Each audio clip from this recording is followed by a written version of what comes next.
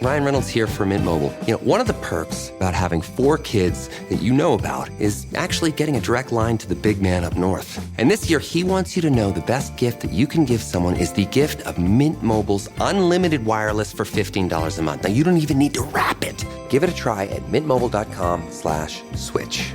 $45 upfront payment required, equivalent to $15 per month. New customers on first 3-month plan only. Taxes and fees extra. Speed slower above 40 gigabytes on unlimited. See mintmobile.com for details. Today on CityCast Boise, whether you're new to the area or a 7th-generation Idahoan, you need to know the unwritten rules of navigating Boise. So we're resharing my chat with Hey Boise newsletter editor Blake Hunter and friend of the show Nick Qua. We have need-to-know tips not just for surviving Boise, but thriving in the new year. It's Monday, December 30th. I'm Lindsay Van Allen, and this is what Boise's talking about. What would be your first rule for someone who maybe recently moved here, or even someone who may have lived here for a while but wants to survive Boise even better? First of all, thank you for thinking that I am surviving. I am clutching by my nails. I'm barely surviving. I barely have my face on this morning.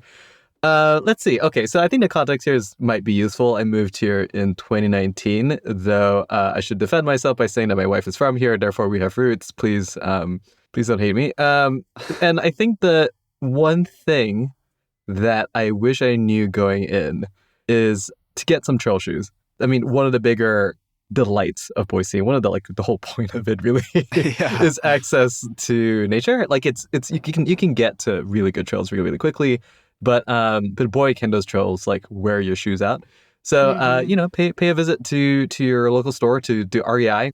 Get some trail shoes. Really, this might not seem like a walking city, but you'll be doing a lot of walking outside of the city. Yeah, it's worth the investment. Absolutely. Blake, what about you? What are your tips for surviving or thriving in Boise? Mine is kind of related. If I think of trails and breweries on kind of the same two-pronged fork of Boise culture. the two pillars holding up the city. of really pillars of the community. Yeah. I think one of my rules, which it took me a long time to get into this, which is why I think that it's one of the first things that come to mind, is even if you don't think that breweries are for you, try a couple out. Okay. They still might not be for you.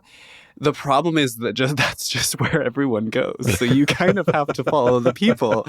They've built it and we've come, and now some of the rest of us are who don't love beer as much are kind of left by the wayside. And so I would just say, check out a few breweries, even if you don't think that they're for you, and you might surprise yourself. You might really fall in love. I mean, it's true. There are some really, really cool local businesses and a lot of cool folks in the industry here. So put in a little bit of time there. Wait, Lindsay, are you a big brewery person? So kind of. I enjoy going to breweries. I maybe a little backstory. I was raised Mormon, so I never drank until I was 28. And I didn't really grow up in a culture of drinking. And so I drink socially. So if you invite me to a brewery, I will totally go. Oh, I have that relationship with cigarettes, totally, for sure. Yeah. So I always enjoy being invited to a brewery, or when somebody tells me about a brewery. And I just, some, like you said, Blake, I really agree. There are lots of different types of breweries. And so I think that's been fun to go to different ones, and there are definitely some I really vibe with, and some where I'm that maybe wasn't my scene, but I get why it's really, really fun. So yeah, I don't necessarily it might not be the top of my, I'm not going to come up with the idea let's go to a brewery, but if you invite me, I love to go. It's fantastic. Yeah, I think that it's worthwhile to, I think, especially if you maybe are new here, you don't have someone to invite you, I would suggest just look a couple up. I would maybe suggest Payette or Lost Grove to kind of get a nice little bite, a little vibe of the city, and just take yourself out. Just go. Maybe if you have a friend that you can go with, that'd be great. But you could also go by yourself. That gets at a really interesting challenge, right? Of if you move here for the first time, how do you crack into the scene? Yeah. Breweries are a pretty good starter kit. If you can find a somewhat accommodating or accessible crew of people around. Yes, I think those are definitely a good way to kind of find your people or create the atmosphere where you can really chat, which is something people in Boise talk about, that when they first move here, like you said, Blake, it can be kind of tricky to find people and connect with people. It's so funny you brought up hiking and kind of being outdoorsy or brewing. My very first tip is maybe not as much a rule or a tip as it's a like giving permission. I feel like when you live here, you feel like you have to be really outdoorsy. And Yeah. especially when I first moved to Boise, I felt a lot of this pressure to be really outdoorsy. And, and when somebody asks you, like, what do you like to do? You have to say, I like to hike. Yeah. Or ski or mountain bike or camp. So my first rule would definitely be you can be casually outdoorsy, and that's cool. That is still, you're just as much a part of Boise as someone who's hiking every weekend or mountain biking is their passion. Because I like the outdoors, but I like them casually. 100%. Absolutely. Same deal with breweries, right? Yeah, exactly. Yeah, exactly. I'm very casual about how I approach things. If you invite me, yeah. Yeah. I might consider it. Yeah. Yeah, if you invite me on a hike, I'll come. I'll go down to the Green Belt. I love the Green Belt. That's Yeah. a very nice curated outdoor space I enjoy. But yeah, if you invite me camping, sure. But I'm not going to, take the initiative to probably go camping on my own. How Yeah. would you spend your free time? Like, what's your default? What would you usually like gravitate towards?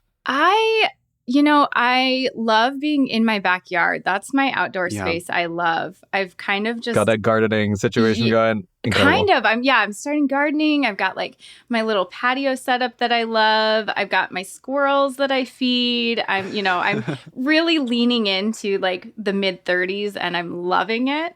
Yeah. So That sounds amazing. absolutely. Nick, what other essential rules do you have for Boise? That's interesting. I was sort of reflecting a little bit of what y'all been saying. And, I have this thing scribbled down of like just developing relationships with local spots. But I think, that's kind of true of a lot of places. With Boise specifically, I really want to champion the Y here. Like, I go to the YMCA on State Street. It's like near downtown. First of all, it's a really great, affordable way to have access to fitness equipment and fitness classes. But it is a really great community center. Go enough times, go with enough of a routine, and you will like see the same cast of characters in and out. And it's a super like lovely place to hang out and meet people as well. But like in general, I think developing a circuit of your usuals, and Boise has a ton of those places.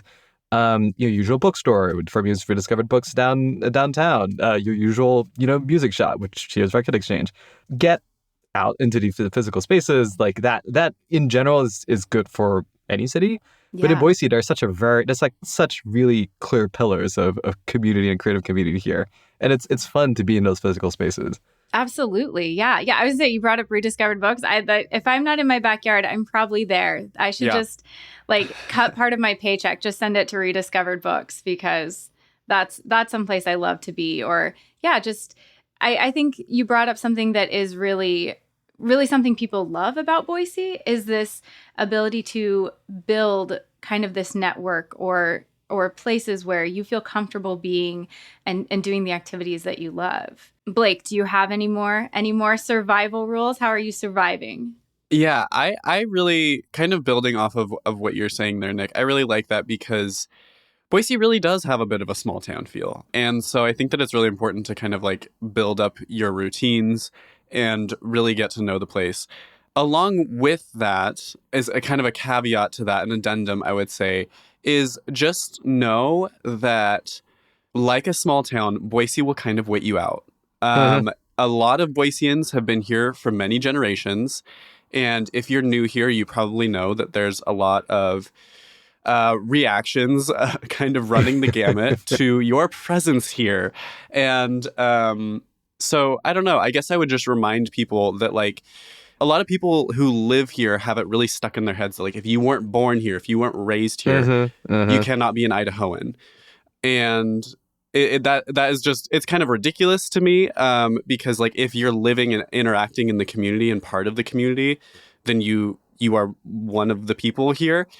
But yeah, people just get really hung up on like calling themselves an Idaho native. And I'm like, white person named Bethany, you are not a native. You are not indigenous to this land. because I'm really tired of people whose families have been here for 100 years calling themselves natives, and I'm like, you're not native. Anyway, Blake. sorry, that's a little diatribe there. No, I'm so glad you were on that soapbox. Blake, I feel like you're just reading my list at this point. Oh, great. Okay, because good. literally my next bullet point was be prepared because people are going to use genealogy credentials Yes. in every situation. Yeah. Interesting. Tell me Yes. more. Tell me more. Yeah. So I think you can run into this in almost every situation where, of course, when somebody's running for office or some kind of a political Yeah. position, first thing my on their ranch, my website farm, is, da-da-da. I'm a Yeah. seventh generation Idahoan. My family has deep roots here, like always. But I've even seen people use it in conversations where people will talk about zoning laws or what we should do about the roads or schools. And people just in casual conversation will be like, well, I'm a 7,000th generation Idahoan, Yeah. and this is how we've always done it. Yeah, and therefore I have more of a right to like my opinion than you Yes. do. Yeah. It is. It's they view it as like credibility, or I even think sometimes it's kind of like a dominance thing. Totally, Like, 100%. oh, you've only been here for this many years. Well, my family's been here since 1872. Yeah. So clearly I understand what's happening more. So yeah, that was something that I even have people ask me sometimes, are you from here? And I've lived in Boise for a decade, but I grew up in Idaho. And I've had where I say like, oh yeah, I mean, I think if you've lived here for a decade, you're kind of It counts. from Yeah. here. Yeah, absolutely. I mean, you And pay taxes. Like, come on. Yeah, exactly. And so I've said, yeah, like, oh yeah, I'm from here. And people are like, okay, but you weren't born here. Yeah. Like that is, I know. diminishing what I'm saying or my perspective or like my ability to exist here. So I agree with you, Blake. I think that is really something you see often. It's very petty and it's also very ahistorical. I'm like, let's broaden the scope a little bit. But just to kind of like put a fine point on it, I guess what I want to circle back and say is that, yes, people have a lot of kind of preconceptions about who you are, maybe if you've just moved here, especially from California, sorry. But I think that like sometimes if you feel like the city and the folks that you're around aren't reacting to you, aren't really like picking up what you're putting down, I think just kind of stick to your guns a little bit. I think keep going. I feel like people will wait you out here and really like see if you are committed, because we are a bit of a slow town, and so I think that people kind of let you earn your place, no matter how you kind of feel about that. So I guess that's one tip is like if you just feel like you aren't connecting and like vibing on the way that the frequency that you want to be, just hang in there, I guess. Yeah, I mean, it takes time, right? Like, that's the sort of interesting. I think you hit the nail on the head when it's like the thing that it feels like people are watching for is like, are you just a consumer, or are you going to be like a participant? Yes. And I think that's a normal tension to see with any sort of like transit community or sort of immigrant or whatever. But here, like the number of people I've met here who've been around a long time, just prod hard enough, you're like, oh, you're not from here either. Because I do feel like Idaho historically has this quality where people go to disappear, to get away from other places. And in a sense, it still maintains that haven-like quality of, quote unquote freedom of whatever. But that dynamic is definitely like, it's in the texture of people I feel I meet here. Absolutely. I think an addendum to what both of you have brought up, I think I would say absolutely still a survival rule in Boise is if you have recently moved here or haven't been from here very long, change your license plate. Oh, I was going to say that. That's on my list. Absolutely. You have, I'm sorry that's the way that it is. Yeah. But absolutely, please change your license plate. For some reason, that is just such a trigger point for people. When I was working as a nurse, we would have travel nurses come help with staffing and make sure we were appropriately staffed. And I had one travel nurse pull me aside. She and I kind of became friends. And she was like, hey, like, I feel like Boise's pretty nice. But like her car got keyed. She's had people yell at her. I've heard that so much. Yeah. Yeah. People were yelling at her in the parking lot. And she's like, I just came here to like help you guys because you don't have enough nurses. And people scream at me when I'm getting my groceries. Like, what's up with that? And I was like, oh yeah, where are you from? And she had not changed her license plate. And I was like, okay, so if you can get your hands on an Idaho license plate just temporarily, I would absolutely do that. And that will go away. I do feel that there are some exceptions like Montana and Alaska. I think if you have those license plate, you're like kind of fine. Oh, it's like extra. It's brownie points. Yeah. Yeah. It's like Yes. actually they will like polish your car for you. Yeah, literally. Yes, that's a good point. Yeah, I think Yeah. it's definitely depends on where you're coming from. Because you're right. If it seems like you're more outdoorsy or more hardcore, then you're right Yeah. that Right. people will think you're superior. Like, thanks Keep for that coming. pickup truck for sure. Yeah, thanks Yeah. for joining us in Boise. Yeah. It's funny. I agree with you guys. It's like, it's ridiculous that is a tip that we have to give out. But I also find myself falling prey to it because recently I just had to change my registration on my car from being 2J Jerome County to a 1A. And I'm still really sad about it. This was many months ago. And I just feel like I lost that, like, I'm like, where's my blue collar chip now? I feel like I lost it and I'm so sad. But yeah. Do y'all...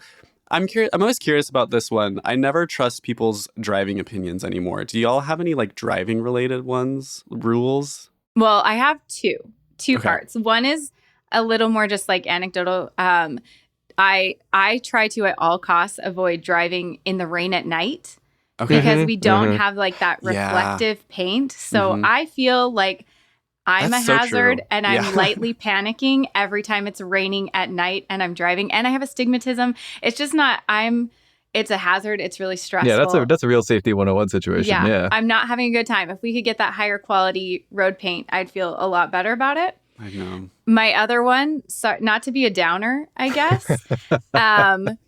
Do not rush into the crosswalks.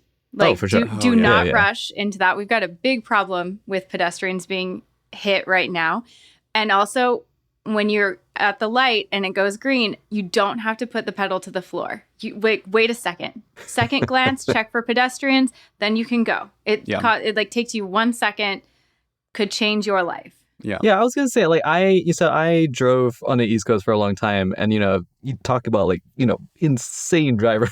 Yeah. They exist there, but like, and when I moved here, I thought it would be slower, but actually, it's just different. It's I feel like people on the streets here are special in their own different way. Roundabouts is always chaotic, but also that sort of stop and start. That really there's a real capacity to beat red lights in a way that feels like, oh man, you're brave. Yeah. I would not have done that. And I think that sort of judgment or misalignment of judgment is something I'm still getting used to here. When folks are more aggressive than I was expecting. And so I don't know. I don't quite know what to suggest about my stereotypes about Boise drivers. I know. But I was not expecting such aggression.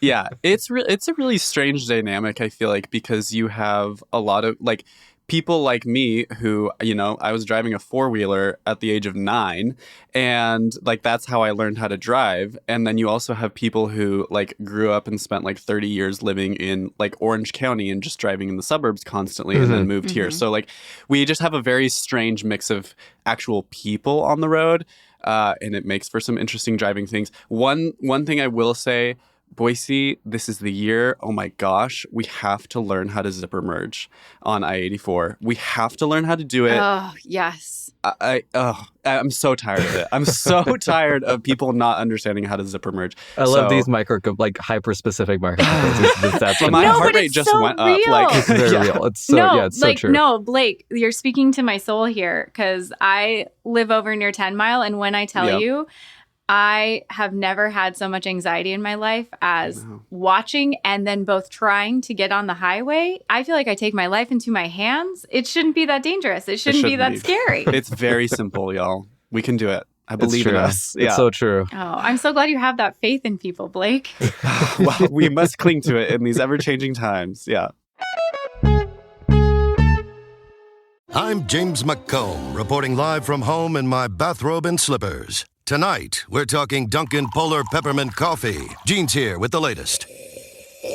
Gene, do you copy? The home with Dunkin' is where you want to be.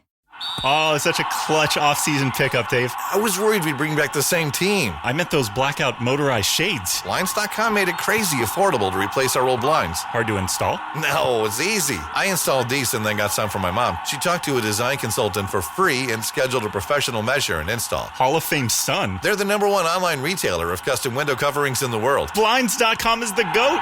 Shop up to 45% off select styles, plus a free professional measure during the Blinds.com year-end blowout. Rules and restrictions may apply. All right, Nick, do you have any more survival rules or essential tips that you found living in this area are great for surviving in Boise? That's interesting. I'm looking at the last two things I jotted here, and in a sense, they are interactive with each other. On the one hand, I was going to say that Google Maps is your friend in terms of finding places that, if you just want to explore, just Yeah. driving around is not necessarily the best because there's a lot of really hidden spots that you can only sort of either pick up. If you kind of just played around the keywords on Google Maps like that, when I was sort of more interested in figuring out what other like food places to find. Like, yeah, I would not have found, for example, Tarbush Kitchen, which is a very good. Yeah. But it also kind of connects with this other sort of thing that I'm beginning to really internalize is really this, in a sense, this town is like run on word of mouth, right? The best trails, the most interesting trails are ones that you kind of have to learn from a person who knows. I think that's also true for events to get into or certain scenes. Like it is a town where I think collective knowledge just kind of is ambiently floating about. And the longer you're here, the more it will sort of organically enter you by osmosis. I agree. And I think that is really what we were talking about earlier, too, about how it's so important to, go to breweries or go to these spaces where you're building these connections because you're really going to need those if you want to find out like the great locations, what's happening and how to get there or, what are the things to be doing. I have a tip kind of related to that. Almost the opposite, but I think that it's still related to like getting to know your city.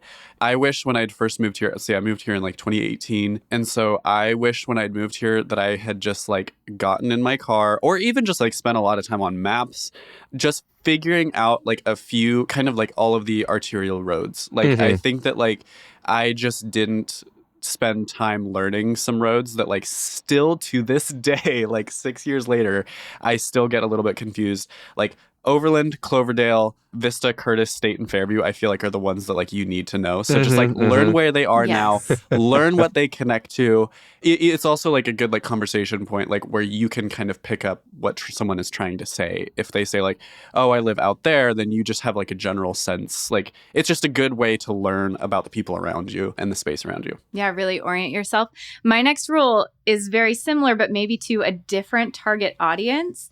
As a mom, there are amazing parks in Boise and the surrounding cities. Really just fantastic parks, but they aren't usually on like a main thoroughfare. That you're not just going to drive past them and see this really amazing park. So many of them are tucked into subdivisions or are next to schools that might not be the schools that your kids go to.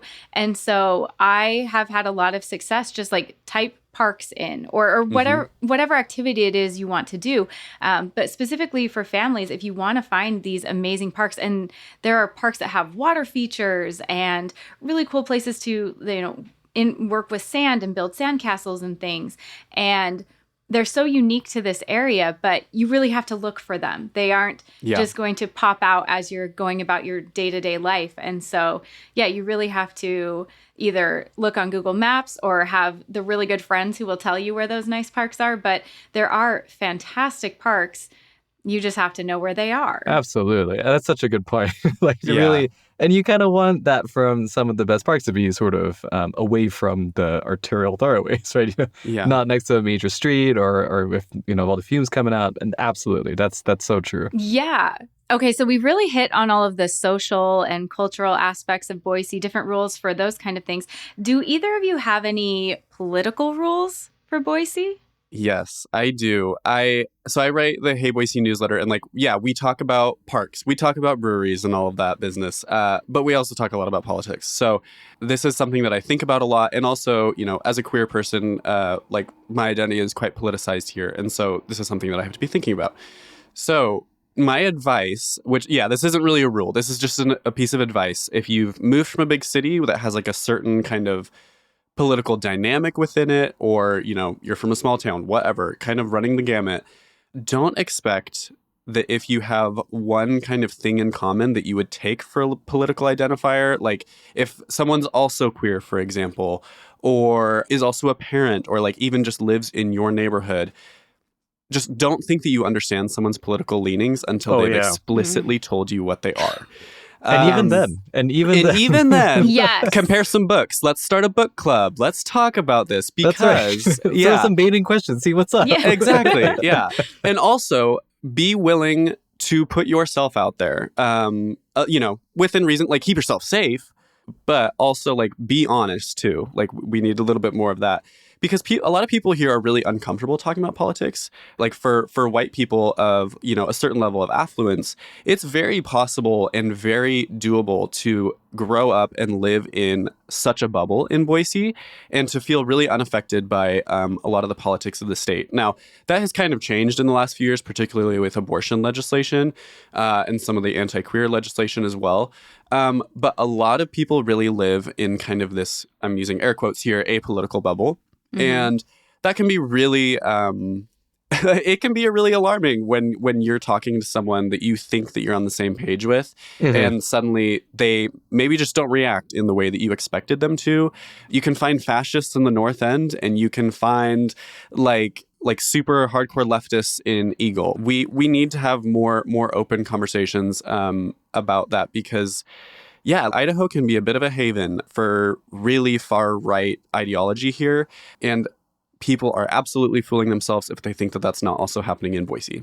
Yes. So just don't take it for granted. Yeah, it's I was sort of hearing that. I was sort of processing to the extent to which Boise feels somewhat unique in its, let's call it like political opacity a little bit. Yeah. Because I mean, you could sort of make the argument in other cities, like it always kind of clusters of neighborhoods to some extent. But as you sort of raised in your point there, like there's a certain there's a real kind of real mystery sometimes. Like it's a really strange political place. I'm talking about Boise specifically. I mean, Idaho, blood red state to a large extent, but I think it has a lot to do with that gentility. It has a lot to do with this sort of like the preservation of the upper middle class aesthetic or the middle class aesthetic that's been here. That's now like honestly being punctured over the past 10 years with the rise in rents and housing prices. I've met right-wing queer people here in a way that feels very like, oh wow, I have not seen this particular constellation of political ideology before. Yes. More common here than in other cities at least. I agree. And riffing off of that, I think it is a mistake to assume how someone presents will tell you where they stand politically, socially, culturally. I had an experience where I was walking into a store and somebody from a car was like, hey, I think I know you from somewhere. You look familiar.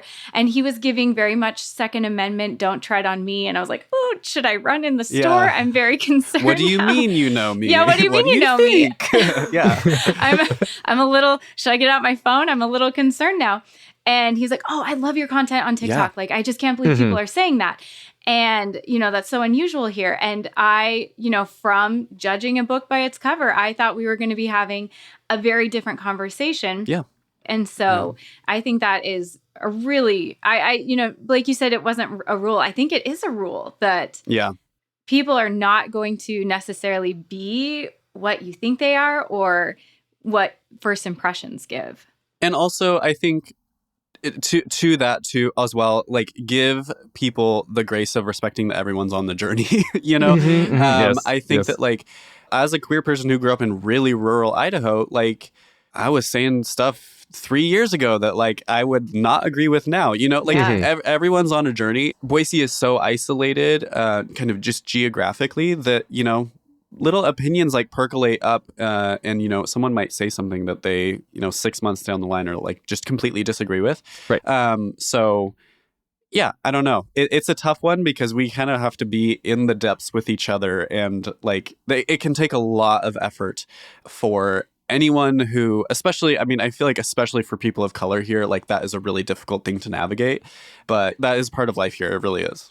Totally. But that's also why you come to a place like this. Like Boise's growing, right? Yeah. I mean, it is much bigger than it used to be, but it is still a place where you can feel connected to every layer of the community. Yeah. And that means getting into these kinds of frictions and the drama of human toil and life. Like that's why we're here.